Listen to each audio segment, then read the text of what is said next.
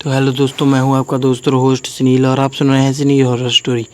कहानी को देखने से ज़्यादा सुनने में मज़ा आता है, तो अपने हेडफोन लगा लीजिए। दोस्तों, आज की कहानी बहुत ही डरावनी और ख़तरनाक होने वाली है। दोस्तों, कहानी को शुरू करने से पहले आप चैनल को सब्सक्राइब कर लें और अगर आपको कहानी अच्छी लगी तो लाइक कर देना। तो कहानी को शुरू करते हैं।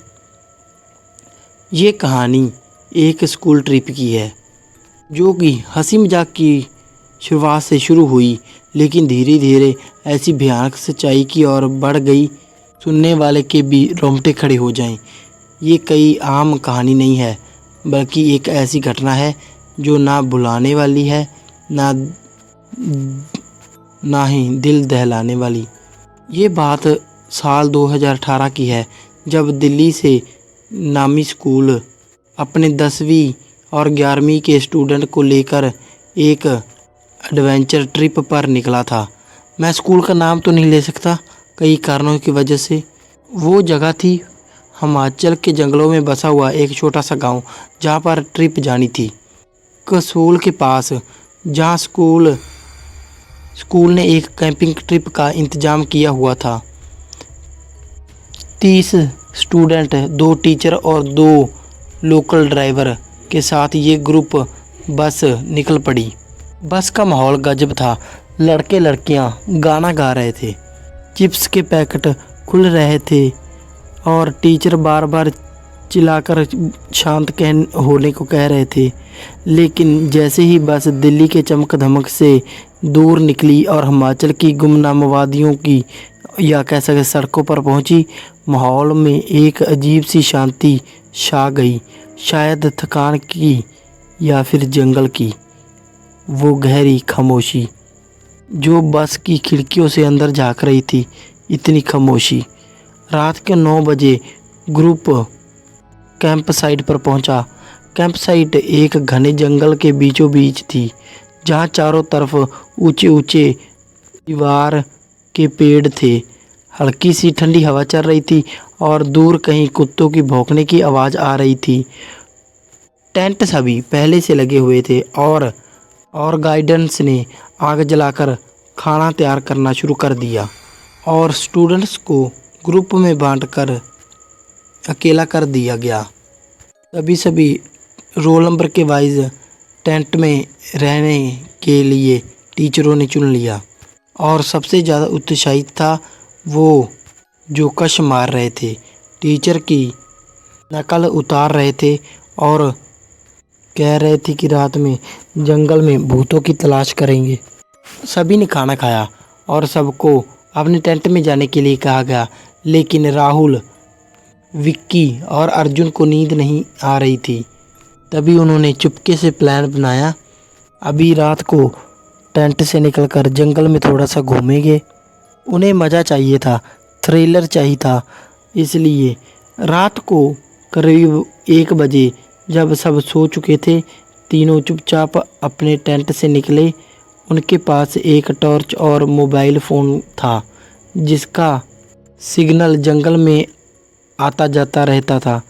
गाइडेंस को साफ चेतावनी दी थी कि जंगल में भटकना खतरनाक हो सकता है। जंगली जानवर, गहरी खाई और पुरानी कहानियाँ जो स्थानीय लोग डर से सुनाते थे। लेकिन इस तीनों के तो सब मजाक लग रहा था। ये सब तीनों मजाक ही समझ रहे थे। जंगल में कुछ दूर चलने के बाद उन्हें एक अजीब सी गंध महसूस हुई। ये ना तो लकड़ी जलने की थी, ना ही जानवरों की। ये कुछ और ही था, भारी गाड़ी जैसे कुछ सड़ रहा हो। विक्की ने मजाक में कहा, लगता है कोई भूत खाना खा रहा है। लेकिन राहुल ने ये सब अच्छा नहीं लग रहा था और ना ही ये सुनता चाहता था। उसने टॉर्च की रोशनी इधर उधर घुमाई, लेकिन कुछ भी दिखाई नहीं दे रहा था। तभी दूर से कहीं आवाज़ आई, जैसे कोई धीरे से हंस रहा हो। आवाज़ इतनी हल्की थी कि सुनने वाले को कान खुले रखने चाहिए। सुनाई देना मुश्किल था, लेकिन इतनी तो साफ थी कि तीनों रुक गए। चलो आगे बढ़ते हैं, यार कोई जानवर होगा। कुछ कदम चलने के बाद उन्हें टॉर्च की रोशनी में ज़मीन पर कुछ निशान दिखे। ये ना तो इंसानी पैरों के निशान थे, ना ही किसी जानवर के। ये लंबे टूटे फूटे निशान थे, जैसे कोई चीज जमीन पर घिसट रही हो। तभी राहुल ने पीछे मुड़ने को कहा, लेकिन विक्की जिद पर अड़ा रहा। अब इतना आगे आ गए हैं तो देखते हैं आगे, उसने कहा। तभी वो हंसी की आवाज़ फिर से एक बार करीब से गूंजी, और इस बार ये हंसी नहीं थी बल्कि एक फुसफुसाहट थी। कोई शब्द साफ नहीं सुनाई दे रहा था, लेकिन ऐसा लग रहा था जैसे कोई उनके बिल्कुल आसपास हो। अचानक टॉर्च की रोशनी में कुछ चमकता हुआ दिखा। तभी तीनों ने एक दूसरे की ओर देखा। वो कोई शीशा या लेटर नहीं था, वो था एक पुराना टूटा हुआ पत्थर जिस पर कुछ अजीब से शब्द लिखे हुए थे। पत्थर के आसपास ज़मीन गीली थी, जैसे वहाँ कुछ देर पहले कोई खड़ा था। और तभी वो फुसफुसाहट फिर से शुरू हो गई, इस बार और इतनी ठंडी कि तीनों के शरीर में सिरहन दौड़ गई। यहाँ से निकलो अभी। तीनों भागे। टॉर्च गिर गई, मोबाइल की स्क्रीन टिमटिमाने और बंद हो गई। अंधेरे में वो एक दूसरे को हाथ पकड़कर कैंप की ओर भाग रहे थे। उनको एक दूसरे के हाथ भी नहीं दिख रहे थे, लेकिन अंदाजे से उन दोनों ने एक दूसरे के हाथ पकड़े हुए थे। लेकिन जंगल जैसे बदल सा गया था। रास्ता जो कुछ देर पहले साफ था, अब गायब हो चुका था। पेड़ों की शाखाएं उन्हें चेहरे को छू रही थीं, और वो फुसफुसाहट उनके पीछे पीछे आ रही थी। कैंप पहुंचते पहुंचते तीनों की सांसें फूल गईं। टेंट में घुसते ही उन्होंने दरवाज़ा बंद किया और एक दूसरे की ओर देखा। कोई कुछ बोल नहीं पाया। सुबह होने तक तीनों ने एक शब्द तक नहीं बोला। उनकी आंखों में नींद कहीं कोसों दूर थी। लेकिन जब सुबह हुई तो कुछ ऐसा हुआ कि पूरी ट्रिप का माहौल बदल गया। सुबह की पहली किरण के साथ कैंप में हलचल शुरू हुई। स्टूडेंट उठकर नाश्ते की तैयारी में जुट गए, लेकिन राहुल, विक्की और अर्जुन के चेहरे पर रात की दहशत साफ दिखाई दे रही थी। उनकी आंखें लाल थीं, चेहरे पीले, और वो एक दूसरे की ओर नज़र नहीं मिला रहे थे। बाकी स्टूडेंट ने मजाक उड़ाया, क्या यार, भूत देख लिया क्या? लेकिन जो शरारती थे वो अब तीनों चुप रहे। टॉर्च ने भी उनकी वहाँ पर ही साथ छोड़ दिया था, टिमटिमाकर बुझ गई और कहीं गिर गई थी। तभी टीचर ने भी उनकी हालत देखी, लेकिन सोचा कि शायद रात की ठंड या थकान की वजह से ऐसा लग रहा है। कैंप के दूसरे दिन का प्लान था कि जंगल में एक छोटी कैंपिंग। गाइडेंस ने बताया कि वो लोग पास ही एक पहाड़ी पर जाएंगे, जहाँ से कमोल का नज़ारा शानदार दिखता है। राहुल ने मना करने की कोशिश की, लेकिन टीचरों ने सख्ती से कहा कि कोई बहाना नहीं चलेगा। मजबूरन तीनों ग्रुप के साथ चले पड़े। जंगल की सुबह तो खूबसूरत थी। पंछियों की चरचराहट, धूल की किरणें पेड़ों के बीच से छनकर आ रही थी।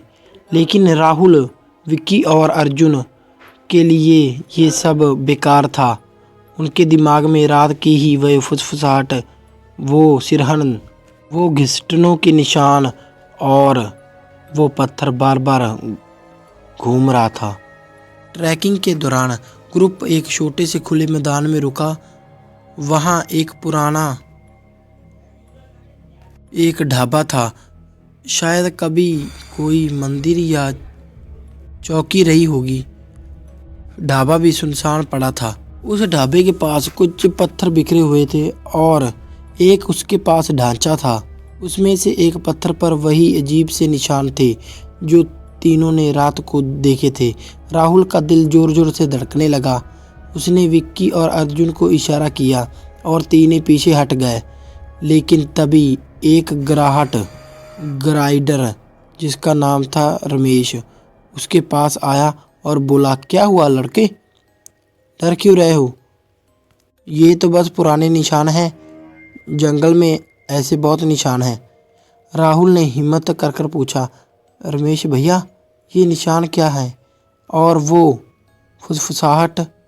रमेश का चेहरा एकदम गंभीर हो गया। उसने इधर उधर देखा जैसे कोई सुन ना रहा हो और धीरे से बोला, तुम लोग रात को जंगल में आए थे ना? मैंने चेतावनी दी थी। ये जंगल ये आम नहीं है। क्या कुछ है? बताओ क्यों आए थे?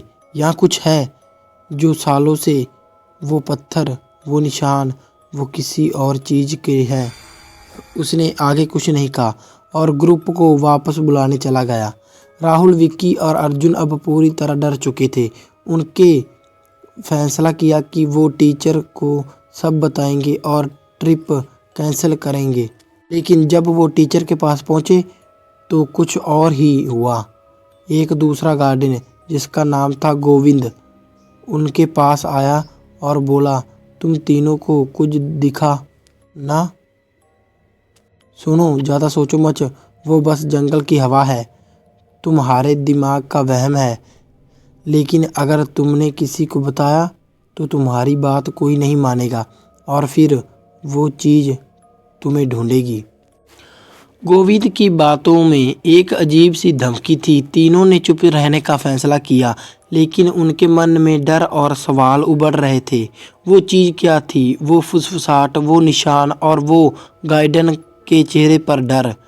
दिन बीतने के साथ ग्रुप वापस लौटा। रात को आग के पास बैठे, लेकिन माहौल अब पहले से ज़्यादा खामोश था। पहले जैसा माहौल नहीं था।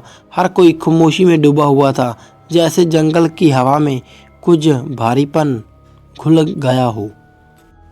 ट्रिप की आखिरी रात थी। तभी स्टूडेंट के अगले सुबह ही बस से दिल्ली लौटना था। राहुल, विक्की और अर्जुन ने सोचा कि वो रात को टेंट से बाहर नहीं जाएंगे, चाहे कुछ भी हो जाए। लेकिन रात के करीब 2 बजे उन्हें टेंट के बाहर कुछ हलचल हुई।